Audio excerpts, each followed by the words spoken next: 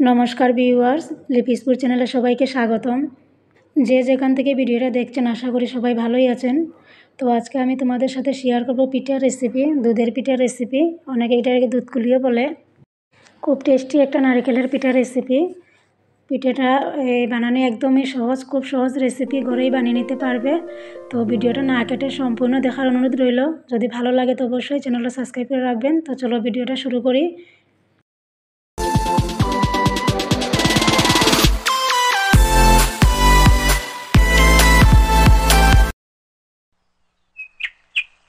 এখানে আমি প্রথমে নিলাম নারিকেলগুলো ভালো করে ধুয়ে এবার কুড়াবো।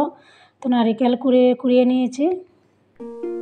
এবার নারিকেলগুলো ভেজে নেব। নারিকেল চাইলে তোমরা গুড় দিয়েও ভাজতে পারো, আবার চিনি দিয়েও ভাজতে পারো।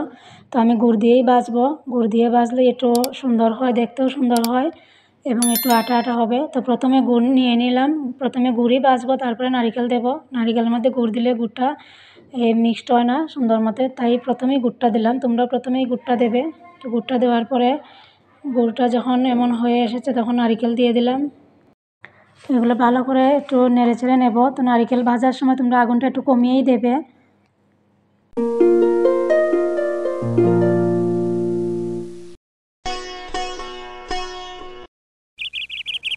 নারকেল ভাজা আমার মোটামুটি হয়ে এসেছে। তো এইভাবে যখন জলটা শুকিয়ে যাবে তখন নামিয়ে নেব। নামিয়ে নিলাম। নারকেল পিঠার ভিতরে দেওয়ার জন্য একদম পারফেক্ট রেডি। এবার হলো আসল কাজ, এবার পিঠা বানানোর পালা। তো চলো পিঠা বানাই।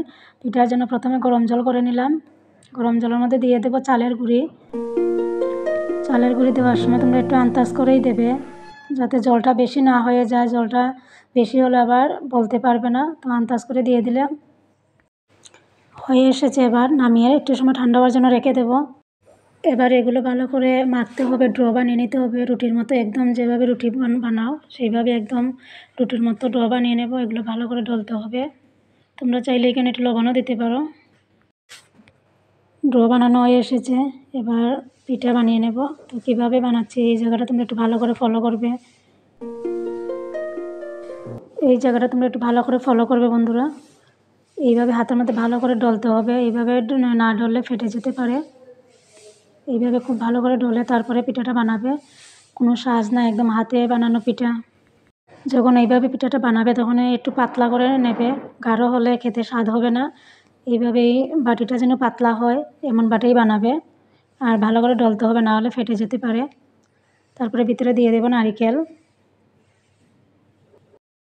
নারিকেলটা তোমরা আন্দাজ মতোই দিবে, যে যেমন মিষ্টি খেতে পছন্দ করো সেই মতোই দেবে।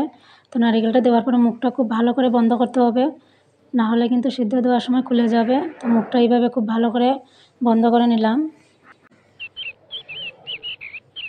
দেখতেই পাচ্ছ এখানে কিভাবে বানাচ্ছি পিঠাটা। তো আমার পিঠা বানানো শেষ। এবার এগুলো সিদ্ধ দেব। কিভাবে এগুলো সিদ্ধ দিতে হয় এই জায়গাটা ভালো করে দেখো। তার জন্য দুধ প্রয়োজন হবে। তো আমি এখানে নিলাম দুধ, 1 প্যাকেট আমল দুধ নিলাম। এই দুধটা বাজারে তোমরা পেয়ে যাবে, মাত্র 30 টাকা দাম। তো আমি এখানে দুধ নিয়ে নিলাম। চাইলে তোমরা দুধের মধ্যে একটু জলও অ্যাড করতে পারো। দুধটা অনেক গাঢ়, তাই আমি কিছু জল অ্যাড করে দিলাম। তারপরে দিয়ে দিলাম 2টো এলাচ। দুধটা একটু জাল হওয়ার পরে দিয়ে দেবো চিনি, স্বাদ মতো চিনি দিয়ে দিলাম। এবার আস্তে আস্তে বানিয়ে রাখা পিঠেগুলো ছেড়ে দেবো। চিনিটা দেওয়ার পরে একটু সময় জাল দেব।